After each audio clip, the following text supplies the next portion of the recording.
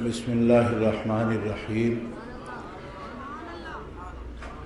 رب اشرح لی صدری ویسر لی امری واحلل عقدۃ من لسانی یفقہوا قولی الحمد للہ الذی لا مانع لحکمہ ولا ناقض لقضائہ والصلاة والسلام علی سید انبیائہ وسند اولیائہ واحبابہ المعارضین لاعدائہ اما بعد فاعوذ باللہ من الشیطان الرجیم بسم اللہ الرحمن الرحیم والذین جاہدوا فینا لنہدینہم سبلنا صدق اللہ العظیم ان اللہ وملائکتہ یصلون علی النبی یا ایہا الذین آمنوا صلوا علیہ وسلموا تسلیما اللہم صل علی سیدنا و مولانا محمد وعلی آلہ وصحبہ وبارک وسلم صلاۃ و سلاما علیک یا رسول اللہ صلاۃ و سلاما علیک یا حبیب اللہ مولاي صل وسلم دائما ابدا على حبيبك خير الخلق كلهم الحمد لله منشئ الخلق من عدم ثم الصلاة على المختار في القدم محمد سيد الكونين والثقلين والفريقين من عرب ومن عجم فاق النبيين في خلق وفي خلق ولم يدانوه في علم ولا كرم وكلهم من رسول الله ملتمس غرفا من البحر أو رشفا من الديم منزه عن شريك في محاسنه فجوهر الحسن فيه غير منقسم يا نفس لا تقنطي من زلة عظمت إن الكبائر في الغفران كالعمم وملتكم برسول الله نصرته ان تلقه الاسد في آجامها تجمي ثم الرضا عن ابي بكر وعن عمر وعن علي وعن عثمان ذي الكرم والآل والصحب ثم التابعين لهم اهل التقى والنقى والحلم والكرم اللہ تبارک و تعالی جل جلالہ وعم نوالہ وعظم شانہ واتم برہانہ ولا الہ غیرہ کی حمد و ثنا حضور قائد المرسلین سید النبیین سید العالمین امام الاولین والآخرین جناب محمد مصطفیٰ احمد مجتبیٰ صلی اللہ علیہ وآلہ واصحابہ وبارک وسلم کی بارگاہ اقدس و انور میں درود و سلام کا ہدیہ پیش کرنے کے بعد معزز و محترم حاضرین، اہل اسلام، اہل سنت و جماعت، عاشقان مصطفیٰ و محبان اولیاء، مرکز اسلام جامع مدینۃ العلم میں آج کا یہ اجتماع تصوف سیمینار کے عنوان سے معنون ہے۔ ہمارے شیوخ طریقت مخدوم العلماء والمشائخ حضرت قبلہ الحاج الحافظ میاں محمد ابو بکر صاحب نقشبندی مجددی شرک پوری دعوت برکاتہم القدسیہ نبیرہ قبلہ عالم آفتاب نقشبندیت والا مرتبت حضرت قبلہ پیر سید عظمت علی شاہ صاحب بخاری نقشبندی مجددی مد ظلہ شیخ الحدیث استاد العلماء علامہ مولانا سائیں غلام رسول صاحب قاسمی، اللہ تبارک و تعالی جل شانہ اپنے حبیب پاک کے طفیل ان کو اپنے حفظ و امان میں رکھے۔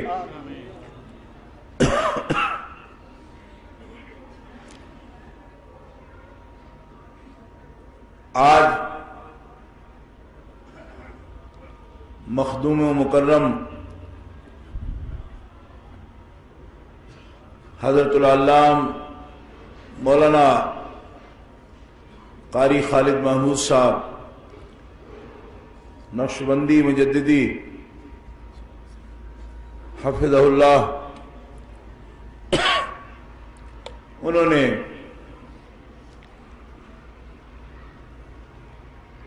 تصوف سیمینار کے نام سے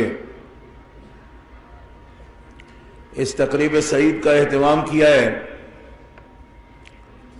احکر کو بھی حکم دیا کہ میں حاضری دوں۔ رات کو ملتان تھا، 2 بجے رات سفر شروع کیا ملتان سے، لاہور آیا اور پھر یہاں حاضری ہوئی۔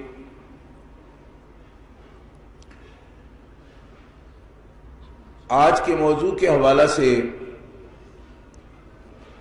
یقیناً آپ تفصیل کے ساتھ سن چکے ہیں۔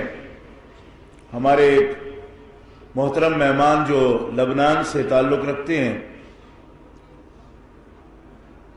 وہ بھی تشریف فرما ہیں، یقیناً انہوں نے اس موضوع پر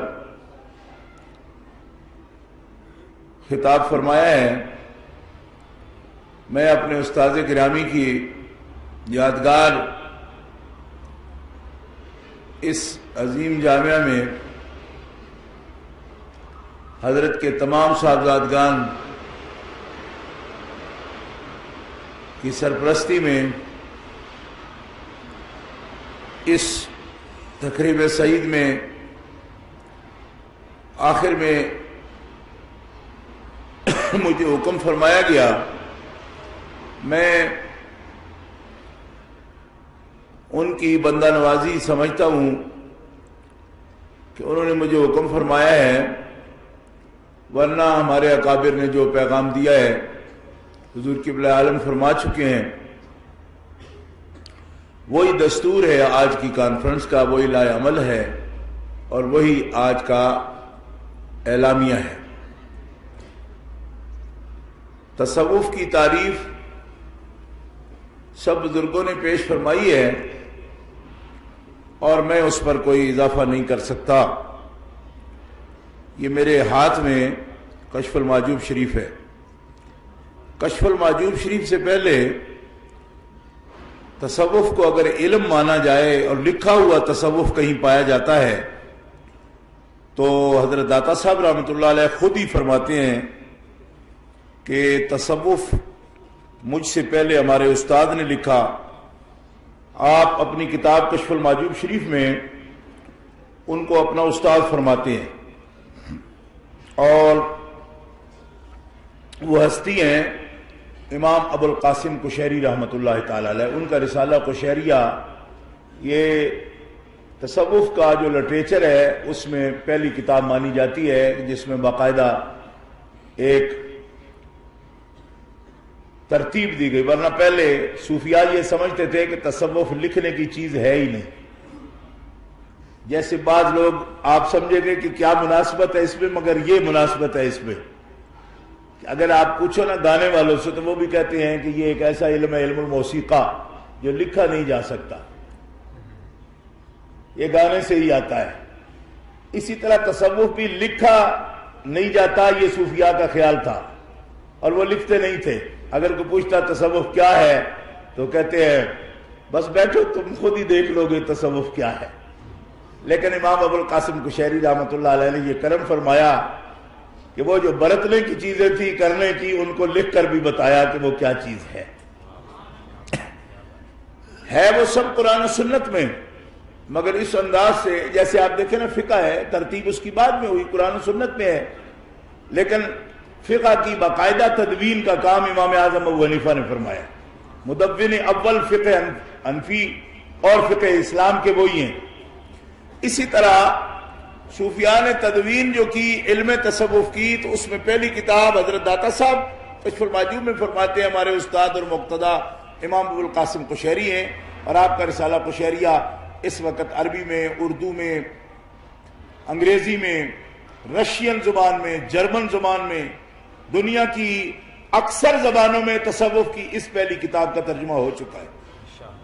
اس کے بعد جو کتاب وجود میں آئی، جیسا کہ ابھی قاسمی صاحب قبلہ آپ کو بتا رہے تھے، معارف المعارف کے بارے میں دیگر کتب، یہ سب بات کی ہیں۔ داس صاحب کی کتاب اس سے پہلے کی کتاب ہے۔ داس صاحب رحمۃ اللہ علیہ نے کشف المعجوب شریف جو لکھی، اس میں بار بار اپنے مشائخ کا آپ تذکرہ کرتے ہیں، اور اس میں اپنے استاذ صوفی کا جو تذکرہ کرتے ہیں وہ امام ابو القاسم قشیری رحمۃ اللہ علیہ کا کرتے ہیں۔ حضرت داتا صاحب اس میں یہ لکھتے ہیں، یہ سمجھنا ضروری ہے کہ صوفی کون ہے، اس لیے کہ لوگوں نے نام صوفی کی بہت سی تعریفیں بنا رکھی ہیں، اور اس بات میں بہت سی کتابیں بھی لکھی جا چکی ہیں۔ ایک جماعت تو کہتی ہے کہ صوفی کو صوفی اس لیے کہا جاتا ہے کہ وہ صوف اوڑھتا ہے، ایک کملی چادر اوڑھتا ہے۔ ایک جماعت کہتی ہے کہ صوفی کو صوفی اس لیے کہا جاتا ہے کہ وہ بروز قیامت جب اللہ کے مقرب بندے اس کے سامنے پیش ہوں گے تو پہلی صف میں جتنے بھی کھڑے ہوں گے وہ صوفی ہوں گے۔ یہ بھی داتا صاحب رحمۃ اللہ علیہ کی توجیہ ہے۔ ایک گروہ اس طرف گیا کہ صوفی اسے کہا جاتا ہے جو اصحاب صفہ کے ساتھ محبت اور ان کے ساتھ ولا کا رابطہ رکھے۔ ایک صوفیہ کا گروہ یہ کہتا ہے کہ صوفی ایک اسم ہے جو صفا سے مشتق ہے، یعنی جس کے اندر بھی صفائی ہو اور جس کے باہر بھی صفائی ہو، وہ صوفی کہلانے کا حقدار ہے۔ اگرچہ بلحاظ طریقت ان توجیحات میں بہت سے لطائف حاصل ہو سکتے ہیں، سب توجیحات میں، یعنی آپ فرماتے ہیں یہ جتنی وجہیں ہوئی ہیں بیان، یہ سب کی سب درست ہے، کوئی نہ کوئی فائدہ ہر تعریف میں شامل ہے، لیکن اب داتا صاحب فیصلہ سناتے ہیں۔ داتا صاحب فرماتے ہیں میرے نزدیک سب سے بہتر تعریف یہی ہے کہ صوفی وہ ہے جس کا عمل بھی پاک ہو، جس کی نیت بھی پاک ہو۔ یہ فیصلہ ہے۔ اب میں اس کی تشریح تھوڑی سی عرض کروں گا اور کتابوں سے بھی، اور یہ تو تھا داتا صاحب کا فرمان، اور اب جو میں کروں گا وہ ہے تقریر۔ وہ یہ ہے، کیونکہ مجھے ایک بات یاد آتی ہے، میں ایک دوست ہے وہ فرما رہے تھے کہ کسی زمانے میں صاحبزادہ افتخار الحسن صاحب تقریر فرما رہے تھے وزیر آباد میں۔ وہ فرماتے ہیں تفسیر کبیر میں اس طرح لکھا ہے، امام راضی فرماتے ہیں، تفسیر قرطبی میں اس طرح لکھا ہے، علاوہ قرطبی فرماتے ہیں۔ تو پیچھے شیخ القرآن تشریف فرما تھے، انہوں نے اتنی بڑی گالی دی جیسے ان کا محبت کا طریقہ تھا۔ گالی دے کے فرمایا، او مولوی افتخار تینوں تقریر واسطے بلائے، امام راضی رو نہیں بلائے، کوئی گل کر رہا نہیں، رو پائی جانا چاہتے تھے، کوئی بات کر۔ تو اب یہ تو ان کا حکم سنا دیا ہے، اب جو مجھے فرمایا ہے صاحبزادہ خالد محمود صاحب میرے برادر مکرم نے، تو وہ میں بھی اپنی حاضری لگواتا ہوں۔ وہ یہ ہے، اور یہ بڑی خاصے کی چیز ہے۔ میں سمجھتا ہوں آپ لوگوں کے لیے کچھ نہیں ہوگا، یعنی آپ سمجھے کہ یہ ہمیں کہتا ہے، جیسے مفتی عزیز اللہ صاحب مرحوم فرمایا کرتے تھے یہ نقطے کی بات ہے، شاید کہ اتر جائے تیرے دل میں میری بات، تو اگلے کہتے ہیں یہ تو پہلے سے ہمیں 20 سال سے پتہ ہے، یہ کوئی اتنا بڑا نقطہ نہیں ہے۔ اس لیے میں محبت سے آپ کو صوفیاء کی مجلس میں یہ بات عرض کرتا ہوں کہ میں اس کو بہت بڑا سمجھتا ہوں، آپ سمجھیں یا نہ سمجھیں، شاید آپ کے لیے تکرار ہو، کوئی فرق نہیں پڑتا، لیکن فائدہ دے گا۔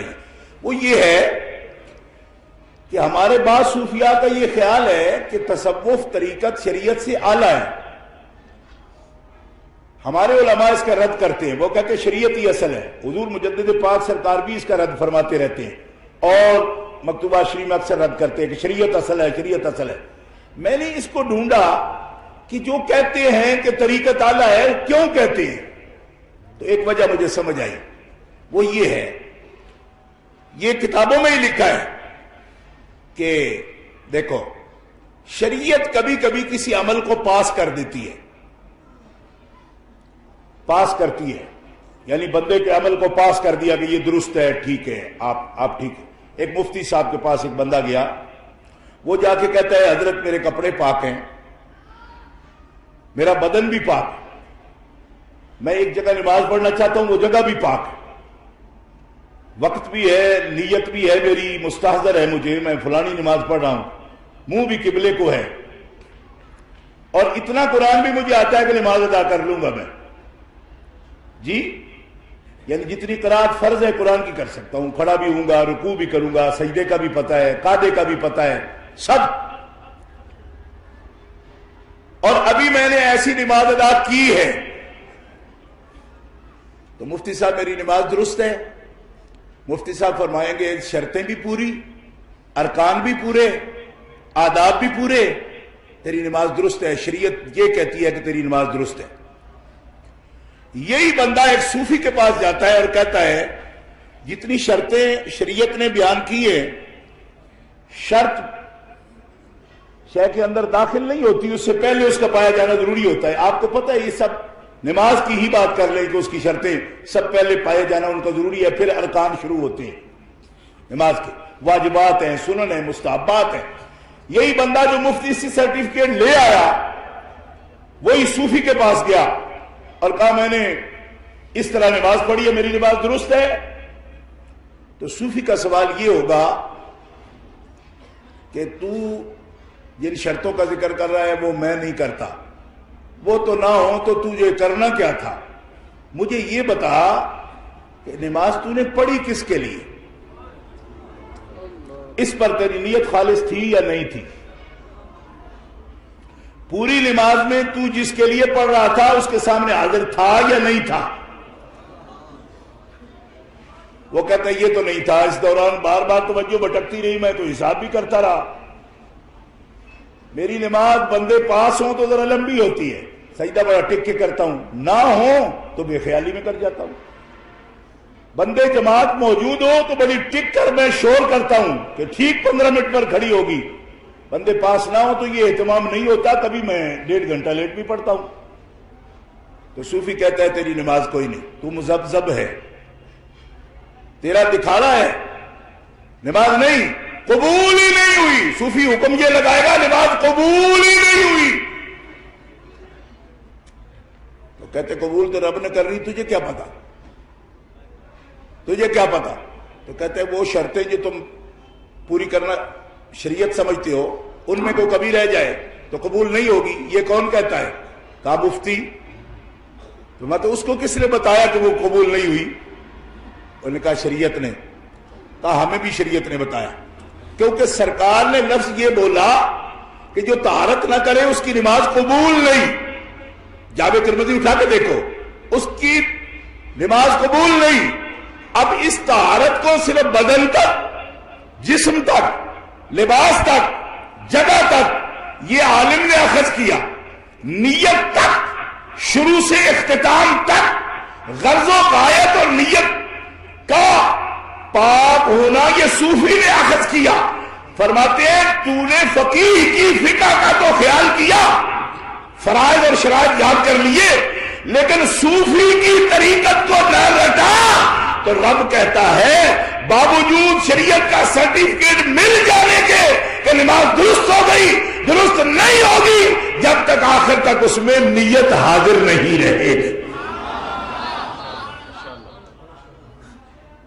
تو پہلی قبولیت کو کہتے ہیں قبولیت اصابت، اور دوسری صوفی کی قبولیت کو کیا کہتے ہیں؟ قبولیت اجابت. ایک ہے قبولیت اصابت، یہ محدثین کی اصطلاح ہے، وہ بتائے گی شریعت، اور ایک ہے قبولیت اجابت، وہ بتائے گا تصوف. کیوں؟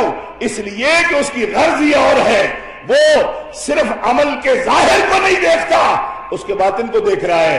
جس باطن کے ساتھ تو عبادت کر رہا ہے اس کا تعلق ہے طریقت کے ساتھ، اور ظاہر کی پاکیزگی اور اس کے احکامات کا تعلق ہے شریعت کے ساتھ. اس لیے طریقت کو اہم کہتے ہیں. کیوں؟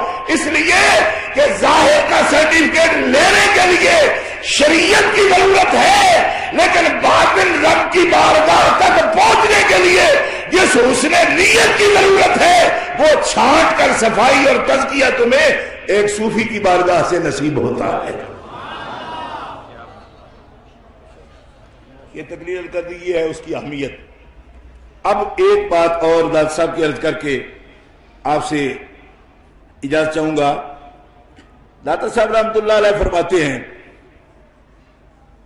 یہ دھیان سے سننا ذرا، داتا صاحب ہیں، حضور داتا صاحب رحمۃ اللہ علیہ، چونکہ مقتدا ہیں صوفیوں کے اس لیے عرض کر رہا. داتا صاحب رحمۃ اللہ علیہ فرماتے ہیں تو صوفی بننا چاہتا ہے؟ یہ پوچھ رہے ہیں داس صاحب. تو طریقت والا بننا چاہتا ہے؟ سالک ہے تو بننا چاہتا ہے؟ عرض کی بننا چاہتا ہوں. جو مخاطب تھے انہوں نے یہی کہا بننا چاہتا ہوں. کیوں کہ طلب ہو تو بات ہے نا, ایک بندے کا ارادہ ہی نہیں ہے تو کیا بات ہوگی اس سے. فرماتے ہیں اگر تو واقعی صوفی ڈھونڈتا ہے, تصوف ڈھونڈتا ہے, طریقت کی تلاش ہے تمہیں, تو میں تمہیں سب سے بڑا تصوف کا نشان بتاؤں. ایسا فرما رہا یہ ہے. آپ فرماتے ہیں کہ ان الصفا صفات الصدیق ان اردت صوفیا علی التحقیق, یعنی اگر تو واقعی صوفی کو ڈھونڈتا ہے, متلاشی ہے, تو پھر یاد رکھ صوفی ہونے کی شان صفا سب سے زیادہ جس ہستی میں پائی جائے گی اور وہ اہل طریقت کا بادشاہ ہے, وہ ابو بکر صدیق ہے.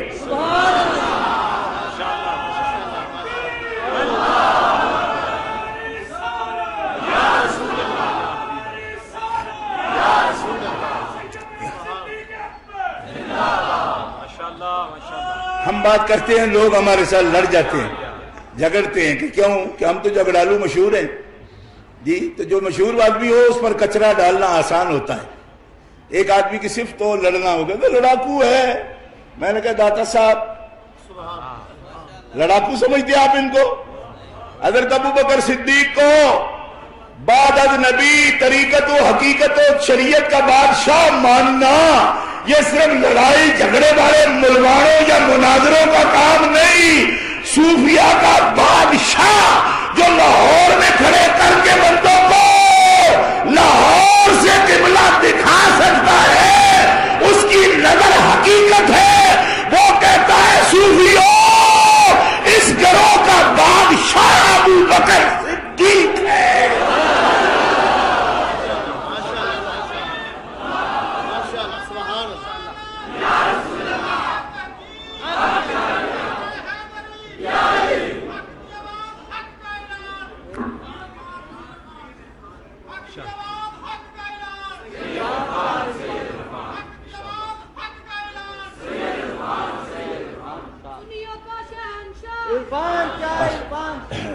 دیکھو ٹائم کم ہے, آج اہل طریقت کے بادشاہ کو دیکھو. کیوں آپ کہتے ہیں اس سے کیا فرق پڑتا ہے, جس کو مرضی مانو. مرضی کیوں مانو, کیوں مرضی کو مانو؟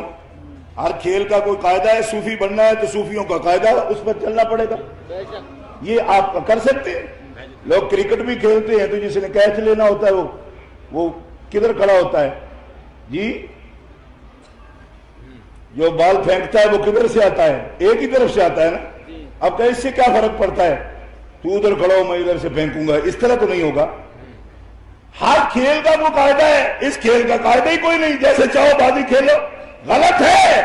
صوفی بننا ہے. اب داتا صاحب پوچھ رہے ہیں, میں پوچھوں تو کچھ نہیں, کہتے شاہ جی نہ مانیں گے تو کیا ہوگا.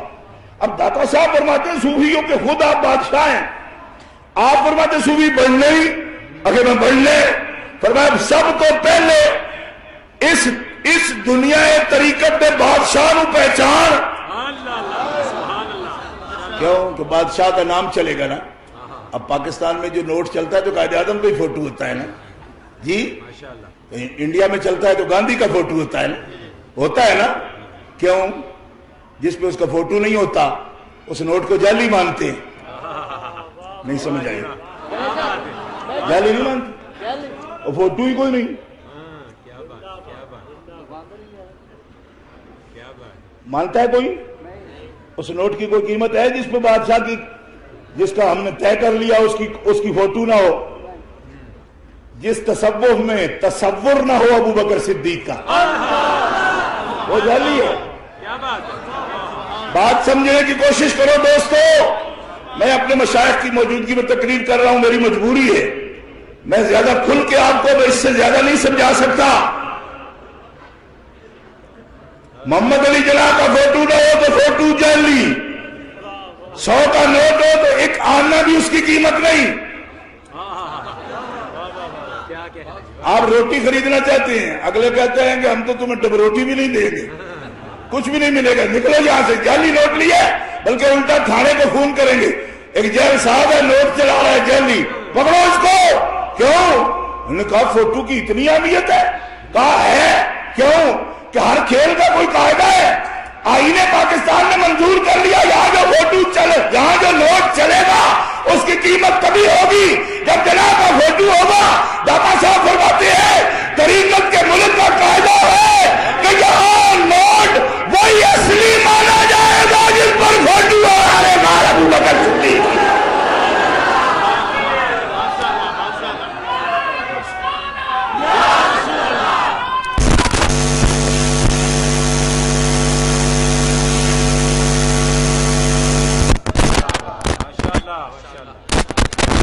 عربی کہتے جی شاہ راندی فلانے نال پرخاش ہے، یہ کی مطلب ہے یہ شریکے تے گلاں کر دیں۔ میں جس کی بات کر رہا ہوں یہ 968 برس گزر گئے، نمیاں شریکیاں دا بندہ نہیں ہے۔ اتنا تو اس پہ یقین کرو بھائی کوئی نمیاں شریکیاں تے گل نہیں کردا، ویسے ہی اللہ کے ولی اس طرح کے نہیں ہوتے۔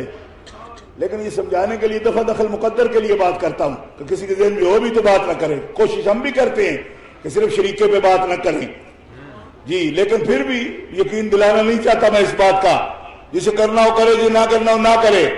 میں داتا صاحب کی بات کر رہا ہوں، داتا صاحب فرماتے ہیں کہ اس ملک بڑھنا چاہنے اور اس کھیل کا کھلاڑی بننا چاہنے، بازی طریقت دی کھیلنا چاہنے، تو پھر سب تو پہلے دے بادشاہ کو پہچان، ملک صفا دا بادشاہ تے تاجدار تے امام جدے نا دا سکہ طریقت دی دنیا چلنا ہے تے او دا نام لے کے جڑا بڑے اس بازار اونوں معرفت دا سودا لگ جاتا ہے، اس بندے دا نام ہی ابو بکر صدیق۔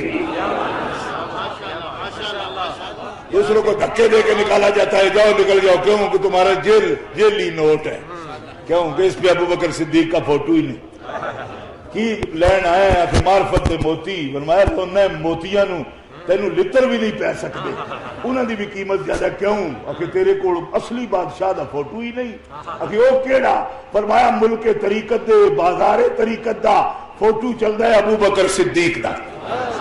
حضرت بہاؤالدین نقشبند بخارا نے فرمایا اور جڑا سکہ میں بخارے ڈالے وہ سکہ بخارے بنایا نہیں، بطحا دے والی نے جڑا سکہ نسبت صدیق دا جاری کیتے مدینہ منورہ، وہ سکے دا ٹیکسال میں بخارے بنایا تے سکہ صدیق نہیں جاری کیتے، تے میرے میاں صاحب حضور نے شرک پور میں جو ہی سکہ جاری کیتے تے میرے قبلہ عالم نے حضرت کہلے والے جو ہی سکہ جاری کیتے تے وہ سکہ لے کے قاری خالد محمود بازار دے اندر موجود ہے۔ ادھر ادھر ضرورت نہیں ہے بھاگنے کی، اصلی موجود جعلی کرنسی کا کاروبار حرام ہے، وہ نہیں کرنا کیونکہ بے قیمت ہو۔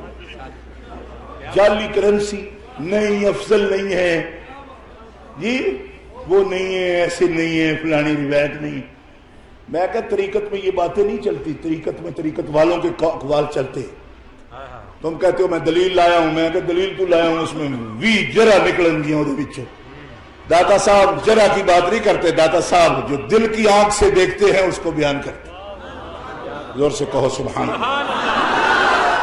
یہ ہم نے نہیں چھاپی کتاب، داتا صاحب بھی سید ہے، اس کا جس نے ترجمہ لکھا ہے وہ بھی سید ہے، علامہ ابو الحسنات پورے ملک کے صدر تھے ہماری جماعت کے، جنہوں نے ترجمہ لکھا ہے۔ اس میں کوئی دوسرا آئے ہی نہیں، کہتے مولا علی کی اولاد سے ہوتا کوئی تو شاید بات سیدھی کرتا ہے، ان مولویوں کو پتہ نہیں کیا ہے، میانے کس قوم کے ہیں، پتہ نہیں ڈنڈی مارتے ہیں۔ میں نے کہا لکھنے والا امام حسن کا بیٹا ہے، ترجمہ کرنے والا امام حسین کی اولاد سے ہے۔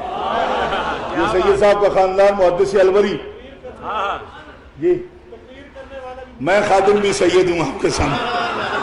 اللہ اکبر، قاسمی صاحب قبلہ فرما رہے ہیں، کہتے جی کوئی ہمارا تھا وہاں جو بیان کرتا، میں نے کہا دوجہ وچ بڑے ہی کوئی نہیں۔ بات بیان لکھنے والے داتا صاحب، ترجمہ کرنے والے علامہ ابو الحسنات، محدث الوری کا بیٹا، سید دیدار علی شاہ کا بیٹا، پورے ملک میں سنیوں کا صدر، ترجمہ اس نے کیا ہے، ان کا ترجمہ ہے۔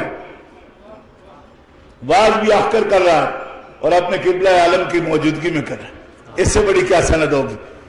اعلان کرتے ہیں آؤ بھائی دوستو کہ صوفیہ اور صفا جو باتیں بھی ہم کر چکے کہ صفا ہوتا ہے باطن کا صفا اور صفائی، باطن کی صفائی اور اس کو بیان کرنا. چلو حضرت ذوالنون مصری کا ایک قول پیش کرتا ہوں، پھر ایک مقام صرف حضور مجدد صاحب کا آپ کی خدمت میں پیش کروں گا، کیونکہ تصوف میں یہ بھی ہوتا ہے کہ باتیں زیادہ کرنے کا فائدہ نہیں. یہ سن لو آپ. حضرت خواجہ ذوالنون مصری رحمت اللہ تعالی علیہ بغداد شریف میں مدفون ہے، اور حضرت شیخ معروف کرخی کے قبرستان آ کر ان کی قبر پر حاضر بھی ہوا. حضرت شیخ ذوالنون مصری کی قبر انور پر بھی آ کر نے ان گناہ گار آنکھوں نے اس قبر انور کی زیارت کی، جہاں کی اللہ کی رحمتیں وہاں اترتی رہتی ہیں. محبت انوار ہے شیخ ذوالنون کا مزار بغداد مقدس میں. آپ فرماتے ہیں صوفی وہ ہے کہ جب کلام کرے تو اس کا کلام اس کے حال کی حقیقت کو ظاہر کرتا ہو، اور کوئی ایسی بات نہ کہے جو اس میں نہ ہو، جو اس میں ایسی بات کوئی نہ کرے. تو ہم وہ ظاہری حال والے لوگ خطیب جو ہوتے ہیں وہ ساری باتیں وہ کرتے ہیں جو ان میں نہیں ہوتی. جی وہ مکمل تقریری الف سے یہ تک وہ کرنی ہوتی ہے جو ان میں نہیں ہوتی. اللہ تعالیٰ ایسوں سے بچائے، اور ہماری کمزوریوں کو بھی اللہ تبارک تعالیٰ جل شانہ کوتاہیاں سستیاں اللہ تعالیٰ معاف فرمائے. صوفی وہ ہے کہ جب کلام کرے تو اس کا کلام اس کے حال کو ظاہر کرے، اور کوئی ایسی بات نہ کہے جو اس میں نہ ہو. اور اب سننا، جب وہ خاموش ہے تو خاموشی اس کے حال کی ترجمان ہو، اور علائق دنیاوی سے بے تعلقی کا ثبوت اس کے اعضاء سے واضح ہو کہ دنیا دار نہیں ہے، یہ واضح ہو. کیا مطلب؟ کہ وہ عاشق نہیں ہے دنیا کا، محب نہیں ہے دنیا کا. اگر دارت برائے دوست دار، جیسے حضرت جامی فرماتے ہیں، وہ ہمارے وہ بھی شیخ ہے حضرت خواجہ عبید اللہ حرار رحمہ اللہ کے وہ مرید ہے. آپ کو پتہ ہے بڑے بڑے مصنفین جو ہیں وہ طریقت میں ہمارے پیر بھائی ہیں. حضرت میر سید سند شریف رحمۃ اللہ تعالی علیہ بھی نقشبندی طریقت میں ہیں. یہ ہے صوفی.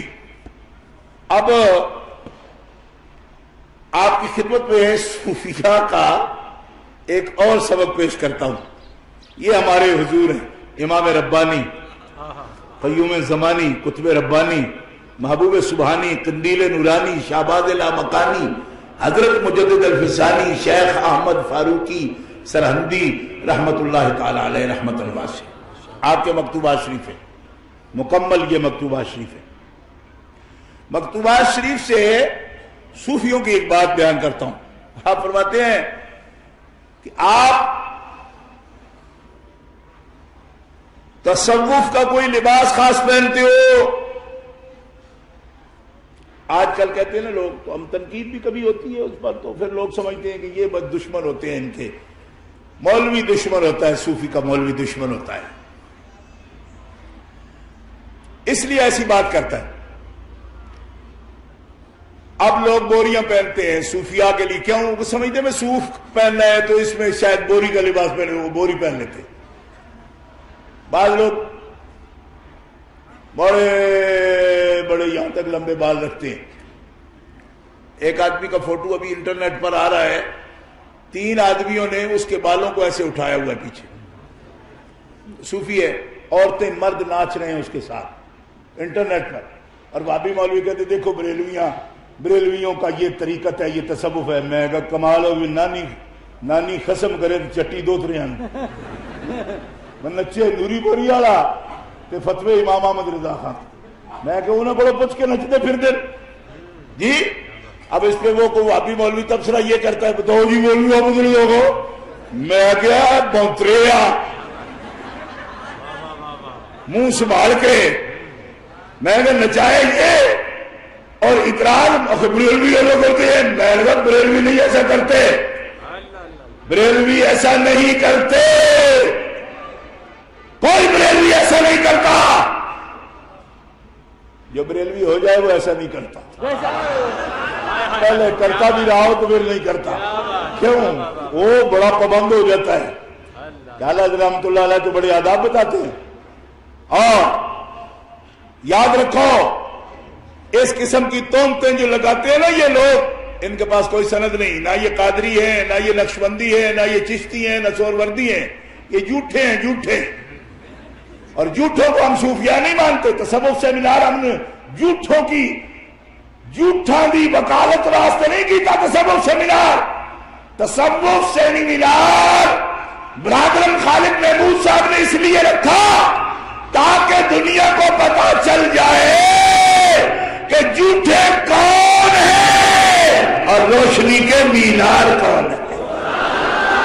تصوف سیمینار یہ بھی بتایا یہ جھوٹے ہیں۔ اور پھر مجھے کہتے تھے، مجھے بڑا لطف آیا، میں نے جب اس کا کلپ دیکھا نا بڑا سواد آیا۔ میں نے کس گل دا؟ وہ قوال کہتا ہے ہمارے حضور فرماتے ہیں نچو، جڑا نہ نچے اگو ایڈا پھکن۔ تو میں نے پتا کس گل دا سواد آیا؟ وہ میں قرآن دے لفظ بولا نا اتل بعد ذالک ظنیم تے بندے ادھر شاوری بڑی گالاں کڈ دے، گالاں نہ کڈے تے بندہ بڑا ہے جی۔ میں کہ ہن سواد آیا جے گال کینوں آکھی دی؟ میں تے 35 سالاں جو گال نہیں کڈی، جڑا وہ قوال کردا ہے کہ حضور فرماندے نے سب نچو ورنہ تہاڈی آنچ تے آنچ۔ وہ سنو جا کے دیکھو، آپ کو سمجھ آئے کہ جو گالیاں نکالتے وہ کیسے نکالتے۔ اور کوئی 10,000 کا مجمع ہے، ایک آدمی بھی ایسا نہیں جو محسوس ہی کر سکے، محسوس تک کرے کہ کی بھونکنا پیا ہوئے۔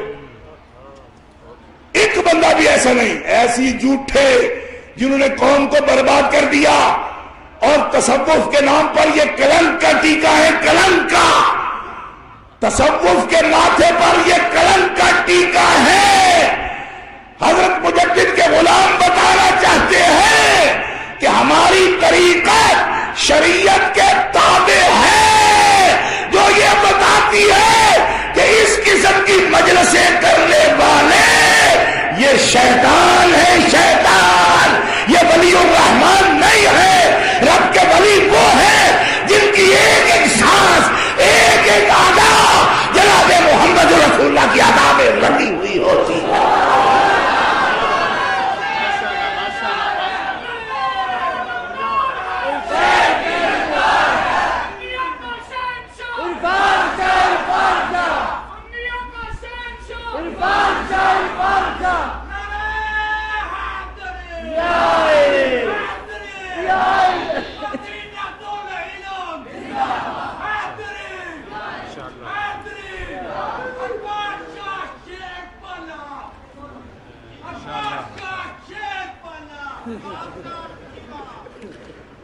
بات سمجھ آ رہی ہے؟ آپ بات سمجھ رہے ہیں؟ آپ اب سنیے، حضرت مجدد الفسانی رحمت اللہ تعالی علیہ سرکار، ہمارے پیر و مرشد، پیشوا، رہبر، رہنما، آپ فرماتے ہیں،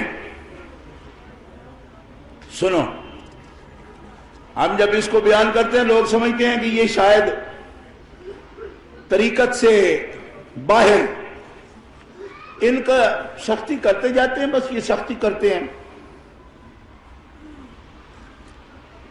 اللہ اکبر، سختی کر رہے ہیں اس بات کی اصل نہیں ہے، یہ ذرا سا سننا کہ ہم سختی کیسی کر رہے ہیں۔ حضور مجدد الفسانی رحمت اللہ تعالی علیہ سرکار فرماتے ہیں کہ ہم نے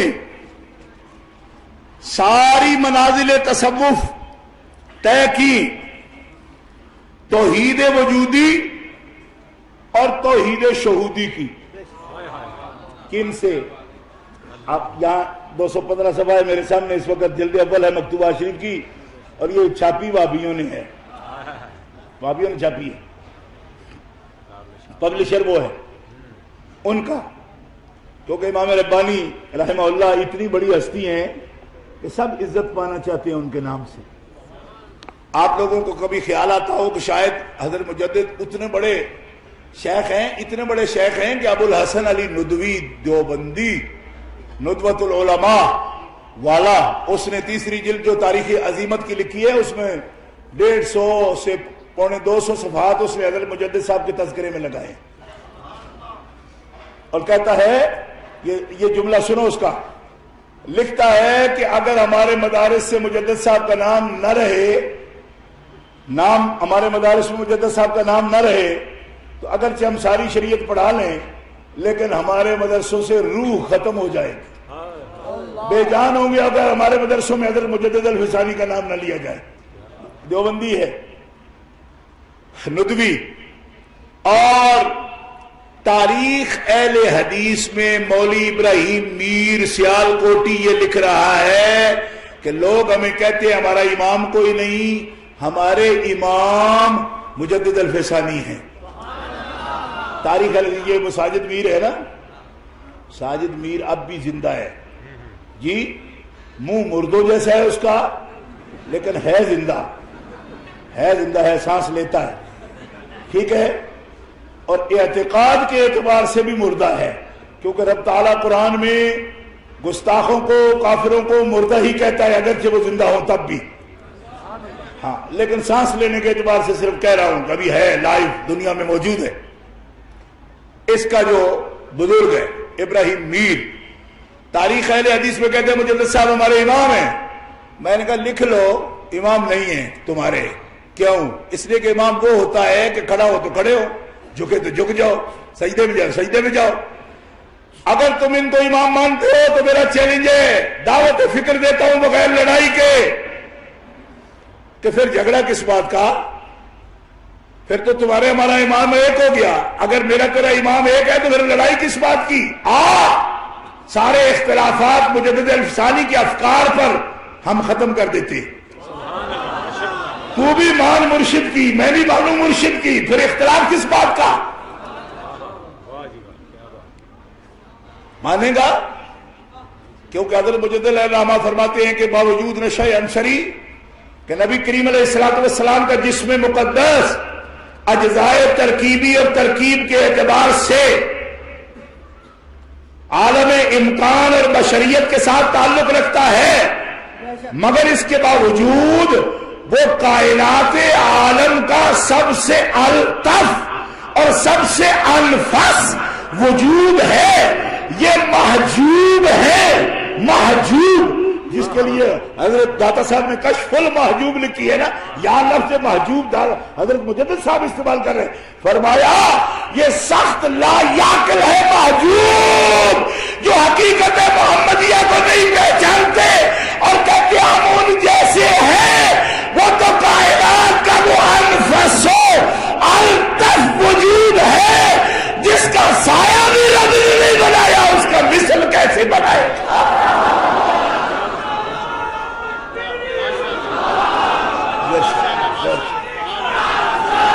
مزہ نہیں آیا، زور سے بولو۔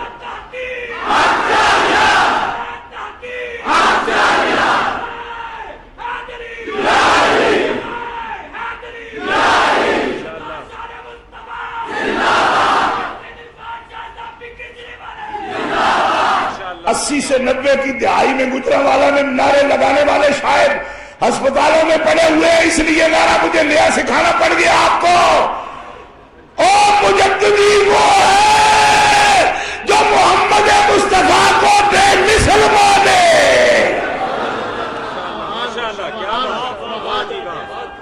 یہ ہے میرے پیر کا عقیدہ، زور سے کہو سبحان اللہ۔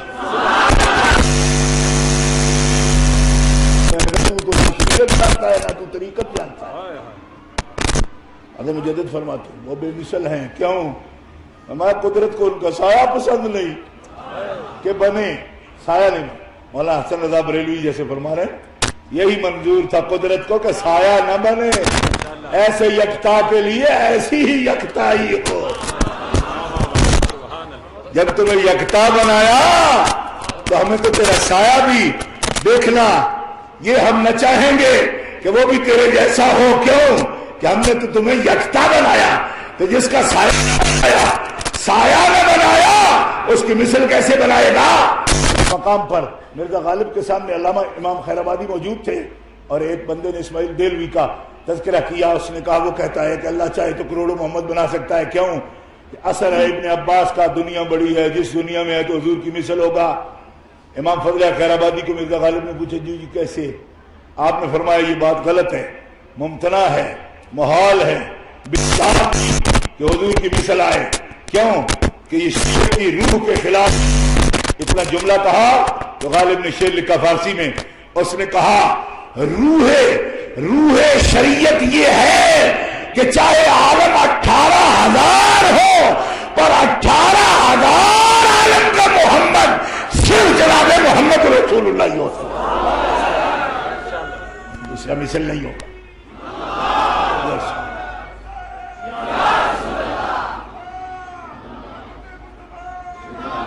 آپ فرماتے ہیں توحید وجودی بھی ہم نے دیکھی، سنی، پڑھی، سیکھی. کس سے؟ فرماتے ہیں اپنے قبلہ گاہ سے.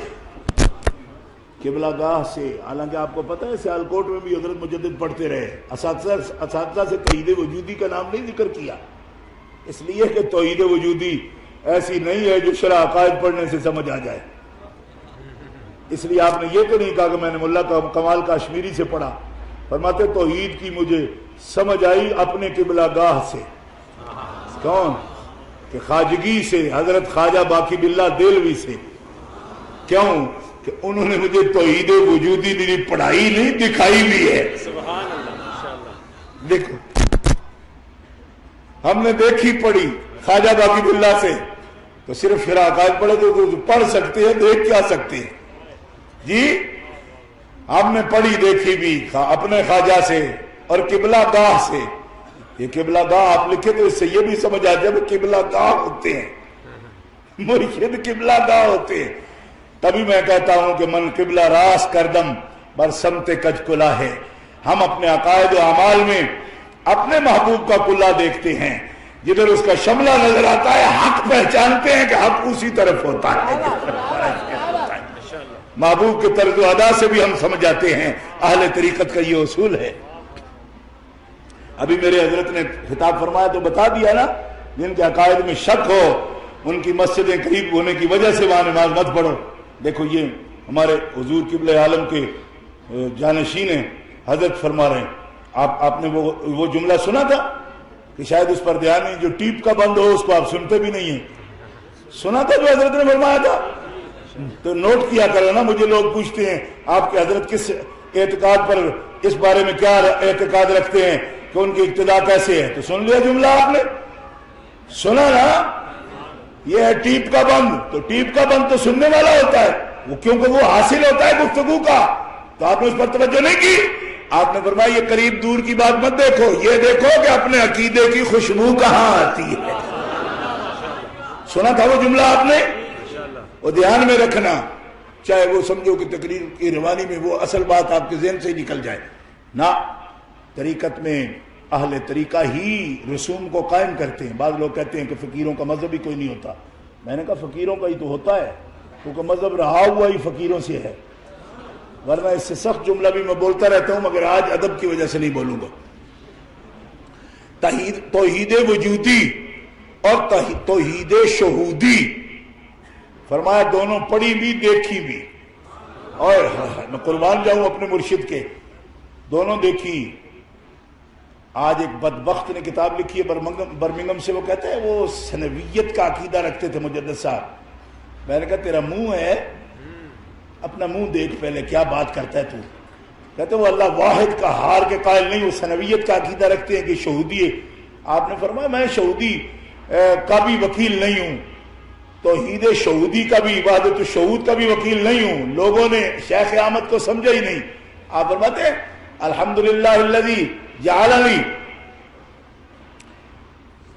اللہ تعالیٰ کی حمد ہے جس نے مجھے کیا صلۃ بین البحرین، اس نے مجھے صلہ بنایا، دونوں سمندروں کو ملانے والا. کیا کہ میں فریق نہیں ہوں توحید شہودی کا. کیوں؟ فرمایا توحید وجودی بھی سمندر ہے توحید شہودی کا نظریہ بھی سمندر ہے، اور اس کا برزخ وسیع تھا کہ دنیا ایک دوسرے سے سر ٹکرا جائے، اللہ نے مجھے صلہ بنایا اور یہ ہمت دی کہ میں نے دونوں نظریات کی برزخ کو ختم کر کے ملا کر پیش کر دیا۔ مان جاؤں کیا بات کہی ہے حضرت مجدد نے، میں صلہ ہوں، میں دونوں کو ملانے والا ہوں۔ تو ایک آپ کے مرید تھے خاص، عرض کرتے ہیں کیسے ملایا آپ نے؟ فرمایا تم نے نہیں دیکھا، تم نے نہیں دیکھا؟ عرض کیا تعین نہیں ہوا، دیکھا تو ہے۔ یہ بات سنو گے دھیان سے؟ عرض کیا دیکھا تو ہے لیکن تعین نہیں ہوا۔ فرمایا جب آئے تھے تو لا موجود کی بات دیکھی تھی؟ کہا دیکھی تھی۔ فرمایا اب فرمایا لا موجود کی بات دیکھی تھی؟ فرمایا ہاں۔ اب فرمایا متکلمین کی طرز پر اب میرا اعتقاد ہے کہ حقائق الاشیاء ثابتۃ۔ تو فرمایا جب لا موجود دیکھ چکے تو پھر حقائق الاشیاء ثابتۃ پر ایمان کیوں لائے؟ فرمایا اس کی حقیقت بھی جان چکا۔ فرمایا یہی تو صلہ ہے، تیرے ایک دل میں دونوں سمندر کیا موزن ہیں کہ نہیں؟ اب میں آپ سے معذرت چاہوں گا، اس لیے کہ جو پائے اس کو کوشش کرے۔ میں کیا کہہ رہا ہوں؟ آپ نے فرمایا لا موجودہ کی کیفیت پر تھے نا جب آئے تھے؟ عرض کی تھی جی۔ تو فرمایا اب حقائق الاشیاء ثابتۃ کے قائل ہو؟ کہا ہوں۔ فرمایا تو یہ دو الگ الگ باتیں دونوں دل میں کس طرح جمع ہو گئی؟ فرمایا شیخ یہ تو آپ کا کرم ہے۔ فرمایا سمجھ جا یہی تو دونوں سمندر ہیں کہ جب سالک کے دل پر آفتاب ربانی طلوع کر جاتا ہے تو دنیا ستاروں کی مانند موجود ہونے کے باوجود سالک کو نظر نہیں آتی، لیکن دوپہر کے سورج میں تارے نظر نہ آئے تو اس کا مطلب یہ نہیں کہ وہ موجود بھی نہیں، موجود ہوتے ہیں پر سالک کی نظر سے اوجل ہوتے ہیں۔ جب اوجل ہوتے ہیں تو وہ لا موجود کہتا ہے، اور جب وہ حقیقت پہ نظر کرتا ہے تو پھر کہتا ہے کہ ربنا ما خلقت ھذا باطلا سبحانک فقنا عذاب النار۔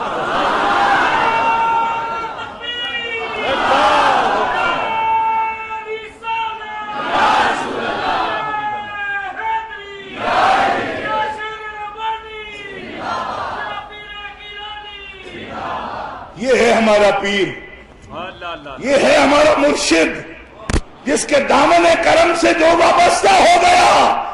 فرمایا میرے رسول کریم نے یہ کرم فرمایا ہے کہ مجھے یہ بشارت عظمیٰ عطا فرمائی کہ تیری طریقت میں جو سچے دل سے منسوب ہو گیا اور اتصال پا گیا وہ قیامت کو میری لواء الحمد کے نیچے آ جائے گا۔ آہستہ سے کہنے کی بجائے چپ ہی بہتر ہے، زور سے کہو سبحان اللہ۔ یہ ہے بشارت عظمیٰ اس طریقت کو۔ اور یہاں ایک قول صرف پیش کرتا ہوں کیونکہ جو توحید وجودی اور شہودی کو دیکھتا ہو، یہ جملہ اتنا بڑا ہے کہ اس پر میں ڈاکٹروں پروفیسروں پر چھوڑتا ہوں کہ وہ اس کی تشریح کرتے رہیں۔ 20 سال میں لگے گی توحید وجودی اور شہودی کو دیکھنے کی تشریح میں، ان کو کوئی 55 تھیسس لکھنے پڑیں گے اس پر۔ میں نے جو بات آپ نے فرمائی وہ کہہ دی۔ اب کوئی بات غلط تو نہیں ہوگی، کیوں کہ جو توحید وجودی کی معرفت پا جائے پیچھے کیا رہا اس کا، اور شہودی کی معرفت پا جائے اور کوئی چیز کیا غائب رہے گی اس سے۔ اب آپ سے کچھ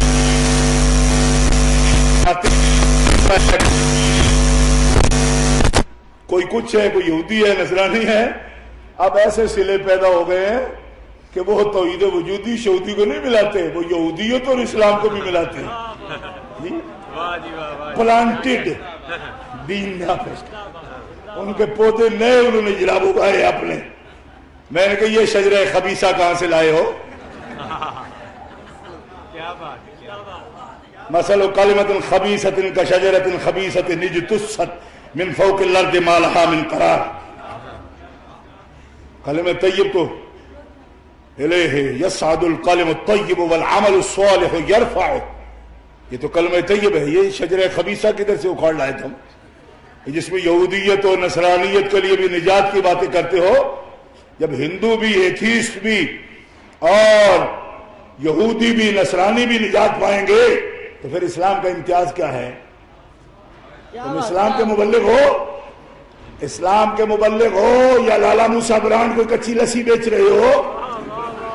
یہ ملغوبہ سارا بخشا جائے گا، یہودی بھی، نصرانی بھی، ایتھیسٹ بھی، ہندو بھی، اور پھر اسلام کا کیا امتیاز ہے؟ کس منہ سے دعوت اسلام پیش کرتے ہو جب خود کو یقین ہی نہیں ہے کہ ہم نجات والے ہیں، یہ سب نجات والے ہیں؟ نجات والے مسلم ہوں گے کیوں؟ کہ یہ جملہ سن لو گجرانوالہ شریف والوں، یہ میرے مشائخ کرام کے قدموں کا صدقہ یہ جملہ آپ کی نظر کرتا ہوں، برادر علامہ قاری خالد محمود صاحب کی نظر کرتا ہوں، یہ جملہ سن لو کہ رب تبارک و تعالی جل وعلا آپ کے لیے، اپنے بندوں کے لیے اپنے احکام پر بھی عمل کا تقاضا نہیں فرماتا، فرماتا ہے میری بات بھی مانو گے تب، میری بات بھی مانو تب، بطور دستور لاہے عمل۔ کیوں؟ میں نے باتیں انجیل میں بھی کی، زبور میں بھی کی، تورات میں بھی کی، میری ہی باتیں ہیں، یقین رکھو اس پر، جو محرف نہیں ہیں وہ میری ہی ہیں۔ اور تحریف کا ثبوت قرآن دیتا ہے، یحرفون الکلم عن مواضعہ، معنوی لفظی تحریف بھی انہوں نے کر ڈالی، مگر جب نہیں کی تب میرے کلمے ہیں اس میں۔ فرمایا میرے بھی کلمے ہوں تو یقین کرنا جو میرے کلمے ہیں وہ میرے ہیں، مگر تمہیں اطاعت نہیں کرنی میرے کلموں کی، تمہیں چلنا نہیں ہے میرے کلموں پر بھی۔ جملہ گرفت میں رکھنا کیونکہ نازک ہے۔ فرماتے تمہیں چلنا نہیں میرے کہے ہوئے پر بھی، صرف اس کہے ہوئے پر چلنا جو میرا کہا ہوا ہو مگر زبان محمد سے ادا ہوا ہو۔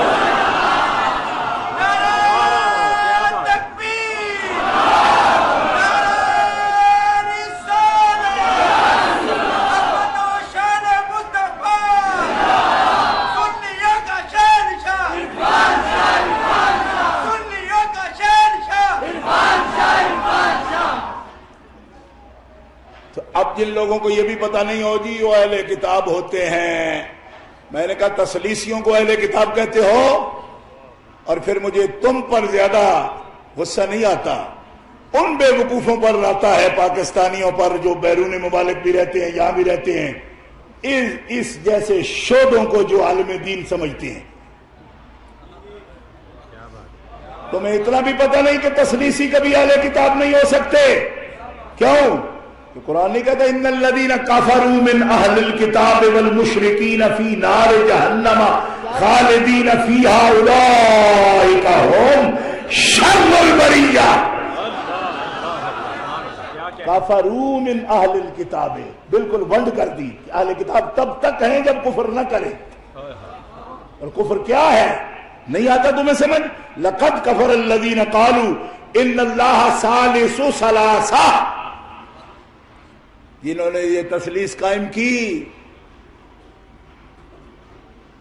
حضرت مریم کو، حضرت عیسیٰ کو، اللہ کو خاندان بنا لیا، یہ ہیں، ان کا یہ عقیدہ ہے تکفیر والا۔ اور جو کفروا من اہل الکتاب والمشرکین فی نار جہنم خالدین فیہا، ہمیشہ ہمیشہ کے لیے دوزخ میں جلیں گے، اور تم سرٹیفکیٹ جاری کر رہے ہو نجات پا جائیں گے، ان کے اعمال وزن پا جائیں گے۔ میں نے کہا تم پر کوئی نئی وحی اتری ہے مرزا غلام احمد کی طرح؟ ٹیچی لایا ہے تمہارے پاس؟ یہ ہمارے استاد آرام فرما ہیں، ہم نے ان سے پڑھا ہے ان الذین کفروا من اہل الکتاب والمشرکین کا ترجمہ مجھے استاد گرامی نے پڑھایا ہے۔ ہم قرآن کی فکر سے بات کرتے ہیں، قرآن کی فکر سے بات کرتے ہیں۔ جی کہتا ہے یہ جناب پھیپھڑوں کے زور سے بات کرتے ہیں۔ میں نے کہا الحمدللہ وہ بھی ہیں، تیری طرح نہیں ہے وہ گلے چ توق پایا ہوئے آخے جی ہوں میرا ساہ نہیں پیا نکلتا۔ میں نے کہا نکلتا ہے تب، پھیپھڑوں کا زور بھی ہے مگر لگتا قرآن کے زور پر ہی ہے۔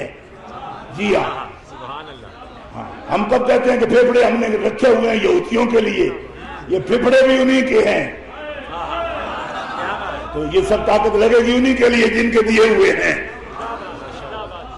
تو یہ تشریحات، تصوف سیمینار اس قسم کے بکواسات کو ریجیکٹ کرتا ہے۔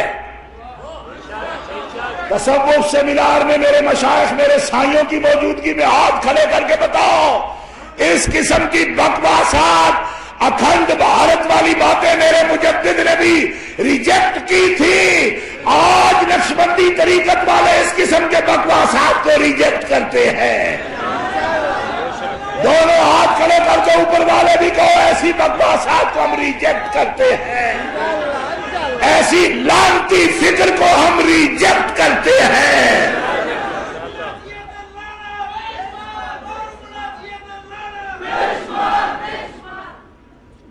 توجہ ہے جی، ہم قرآن کے ساتھ ہیں، صاحب قرآن کے ساتھ ہیں، ہم اپنے مرشدوں کے ساتھ ہیں، انہوں نے جو افکار بتائے ہم ان افکار کے ساتھ ہیں۔ ارے یہودی بھی پائے گا نجات، میں نے کہا پائے گا تو پھر اسلام والوں کا کیا فائدہ؟ تو خدا کی قسم قرآن تک کی سمجھ نہیں آئی، ظاہری قرآن کا ترجمہ ان کو سمجھ نہیں آتا۔ آپ سمجھتے ہوں گے پتہ نہیں بڑے علماء ہوتے ہیں یہ تو تنقید کرتے، مولویوں کا کام ہے۔ کام کیا ہے؟ قرآن کے لفظوں کی تشریح کرو، ان کی تشریح کرو۔ حضرت مجدد علیہ الرحمہ کی بارگاہ میں آخری سوال کرتا ہوں اور گفتگو ختم۔ آپ فرماتے ہیں، میں نے عرض کی حضور فتنے بہت ہیں، جائیں کدھر؟ علماء سے تو بہت پوچھا، اب صوفیوں سے پوچھتے ہیں، مشائخ سے پوچھتے ہیں، اصحاب طریقت سے پوچھتے ہیں، آپ بتائیے کدھر جائیں؟ کیوں کہ مولوی تو کہے گا جی یہ فرقہ ٹھیک ہے وہ ٹھیک ہے۔ ہم آپ سے پوچھتے ہیں، آپ عالم بھی ہیں، علامہ بھی ہیں، شیخ طریقت بھی ہے، رہبر ہیں، آپ اپنے اشارے میں فرمائیے۔ 215 صفحہ اسی مکتوب پر جو ابھی میں پیش کر رہا تھا، تو للکار ہے، للکار ہے۔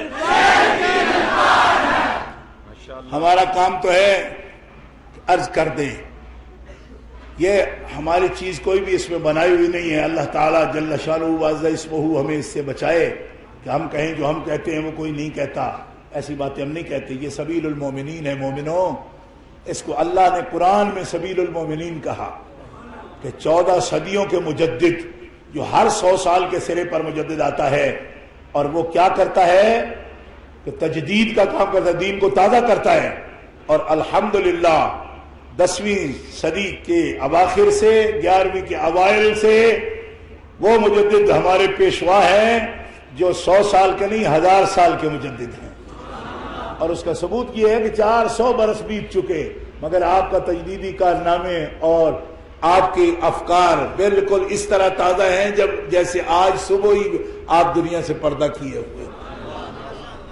اثرات اس کے دیکھ لو، جامع مدینۃ العلم بھی اس کے اثرات میں سے ہے۔ یہ مجددی تحریک ہے، یہ مجددی تحریک کا مرکز ہے۔ اب میں مشائخ کرام سے 10 برس تھا، آپ سے بھی عرض کروں گا کہ یہ تحریک اٹھی تھی وسط ایشیا تھی، اور 400 سال بعد آئی ہے ہندوستان میں۔ اس سے پہلے چشتی صوفیہ آئے، آپ کو پتہ ہے 6ویں صدی کے اواخر میں صوفیہ چشتیہ اس ملک میں تشریف لائے، 400 سال پہلے آئے ان سے۔ حضرت خواجہ باقی باللہ دہلوی رحمۃ اللہ تعالی علیہ سے تقریباً 350-400 سال یہ لوگ پہلے آئے ہیں یہاں اور تبلیغ کی ہے، مگر ان کی تبلیغ کے نتیجے میں دنیا میں توحید کا نور پھیلا۔ داتا صاحب رحمۃ اللہ علیہ ان سے بھی پہلے تشریف لائے، 5ویں صدی کے شروع میں 31 سال کی عمر میں داتا صاحب رحمۃ اللہ علیہ لاہور میں تشریف لائے۔ یہ 431 کی ہی بات ہے، کیونکہ 400 میں آپ پیدا ہوئے۔ یہ سلسلہ ہے طریقتیں، ان میں نقشبندی طریقت کے لوگ یہاں تشریف فرما ہوئے، اور ان کا طریقہ آپ نے سمجھا۔ حضرت مجدد الفسانی رحمہ اللہ نے اس کی ترویج، اس کی اشاعت فرمائی۔ آیا کہاں سے تھا؟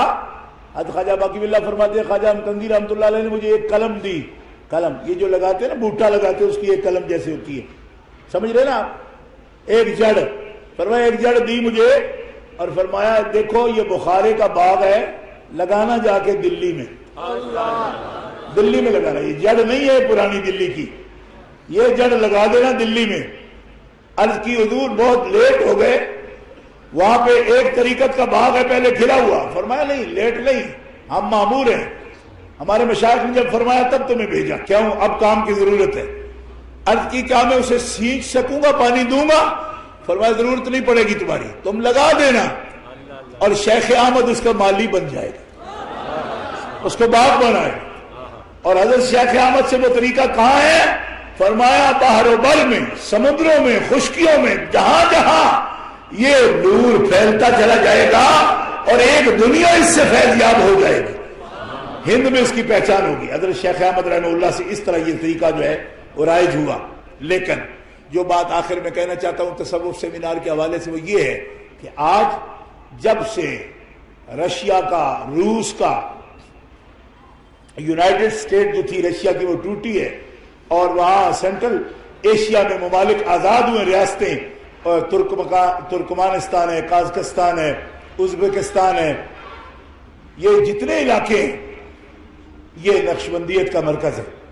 سینٹرل ایشیا میں، سب وسط ایشیا میں یہ مرکز ہے۔ آج یہاں کے منکرین تصوف سب بھاگ کر ادھر جا رہے ہیں اور وہاں پہ کئی کئی ایکڑ پہ جا کے یونیورسٹیاں، ادارے قائم کر رہے ہیں اور اس علاقہ میں بھی غیر مقلدیت کا بیج بو رہے ہیں۔ عملاً جو کام کرنے کا یہ سمجھنے کی باتیں تھی جو کہہ دی، اب اس کو عمل میں لانے کے لیے جو بات ہے وہ میں عرض کر یہ کیے دیتا ہوں کہ ہمیں سب مسلمانوں کو، خاص کر اس طریقہ کے لوگوں کو جن مشائخ کے انوار توحید سے ہمارے سینے منور ہیں، ان کی جگہیں ہمیں پکار رہی ہیں۔ کیوں کہ آج منکرین سعودی ریال کی طاقت پر ادھر پھر نجدیت کی تبلیغ سینٹرل ایشیا میں کر رہے ہیں، اور آپ میں سے کتنے ہیں جو ابھی تک اپنے مشائخ کے آستانوں پر حاضر بھی نہیں ہوئے؟ تو میں ہاتھ جوڑ کر اپنے مشائخ کرام سے یہ عرض کروں گا کہ اس پر لائن دیں ہمیں۔ بخارا شریف میں شرف پور شریف کی طرف سے ایسا جامعہ قائم ہونا چاہیے، جامعہ نقشبند، کہ وہاں پہ چونکہ میں نے سنا کہ دیوبندیوں نے جا کے ادارہ بنا بھی لیا، ہم وقت گزر جائے گا پھر سوچیں گے ابھی سے ہماری تحریک کے پیش نظر جنہوں نے ہمارے سینے روشن کیے، اگر ان گھروں میں آج ظلمت پھیلانے کی کوشش کی جائے تو قصر عارفاں اپنے بچوں کو پکارتا ہے کہ تمہاری ضرورت ہے ہماری طرف، وہ ہماری سوغات ایک دفعہ ادھر پھر لاؤ ہمارے پاس۔ سینٹرل ایشیا میں آج ہمیں بچانا ہے اس کو نجدی افکار سے، اولیاء کے دشمنوں سے، لہذا ایسے قافلے علماء کے، طلباء کے، مشائخ کے تیار ہو جو ترکمانستان میں، قازقستان میں، ازبکستان میں، تاجکستان میں اور بخارا و سمرقند میں وہی نغمہ سنائے جو آج سے 700 سال پہلے اور 600 سال پہلے حضرت خواجہ بہاؤالدین نقشبند نے وہاں سنایا، سکہ جاری کیا۔ آج جعلی سکہ لے کر جانے والوں کو ہمیں سینٹرل ایشیا سے کک آؤٹ کرنا ہے اور آپ کو آج کرنا ہے کہ اس تاریخ میں جب بھی ہمارے پیشوا مرشد اشارہ کریں گے ہم اپنی جان و دل کے ساتھ ان کے اشارے پر حاضر ہوں گے۔ وآخر دعوانا الحمدللہ رب العالمین۔